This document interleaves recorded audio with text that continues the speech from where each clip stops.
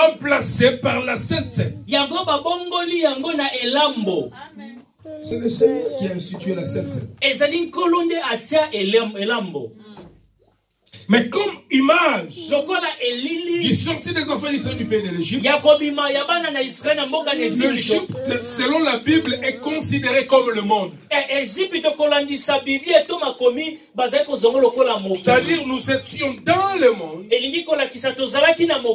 nous a fait sortir de là. Il nous a arraché du filet de la mort. Il nous a rachetés par son précieux sang.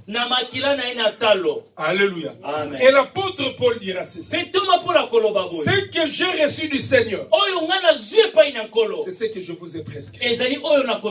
La nuit où le Seigneur fut livré, après avoir pris le pain, le rompu, il a rendu grâce. Écoutez, il y a un signe qui est le signe du Messie. C'est de briser le pain. Des disciples sur le chemin de Maïs, ils marchaient. Le Seigneur était déjà ressuscité. Il leur a dit: ne quittez pas Jérusalem. Restez là jusqu'à ce que vous recevez le Saint-Esprit. C'est pourquoi je crois que nous allons prêcher ça en Belgique. Les disciples ne sont pas nécessairement des chrétiens. Non. Je dis, ils ne sont pas nécessairement chrétiens. Alléluia. Quelqu'un peut être disciple. Vous savez que Judas était disciple de Jésus-Christ. Mais il n'a jamais été chrétien. Pour être chrétien, il faut être baptisé par le Saint-Esprit.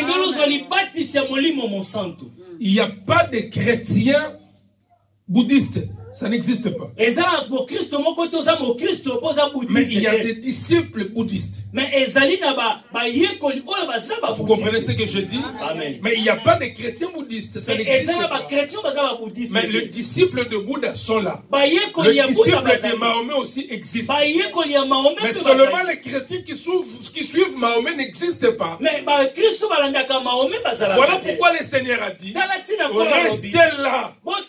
Être disciple ne suffit pas. Vous avez besoin d'une puissance. Une puissance supérieure. L'esprit qui reposait sur Daniel. La Bible dit, mais bien aimé, Daniel avait vaincu parce qu'il avait en lui un esprit supérieur. Alléluia. Restez là. Ne sortez pas. Ils sont sortis pour aller à Emmaüs.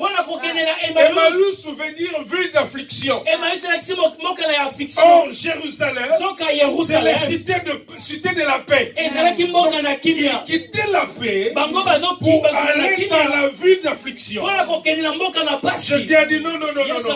Vous devez retourner. Mais qu'est-ce que le Seigneur a fait? Il est venu en chair et en os. Il marchait avec eux. Il s'entretenait. Il dit: non, non, il y a un prophète ici, Jésus, qui a été crucifié. Même si Jésus, Osaka yo moko, Kaka yo, c'est toi qui n'es pas au courant de ce qui s'est passé ici. La Bible dit qu'ils ne pouvaient pas le reconnaître parce que leurs yeux étaient aveuglés, appesantis. Ils marchaient avec le Seigneur. Ils s'entretenaient. Le Seigneur voulait partir. Les disciples l'ont retenu. Il dit: le soleil est à son déclin. Reste avec nous. Il entre dans la maison. La Bible dit: il prit le pain. Non, le Seigneur, il prit le pain. Après avoir rendu grâce, il le rompit. Alléluia. Il a disparu. Il est là. Vraiment. Il est là. Comment nos cœurs ne brûlaient pas quand il nous parlait? Ils ont reconnu le Seigneur. Il a rompu le temps. C'est le signe du merci. Même pour consommer la parole, la parole doit être rompue.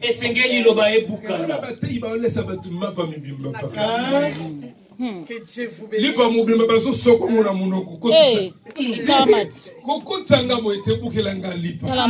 Brisez le pain. Amen. Constipation, il faut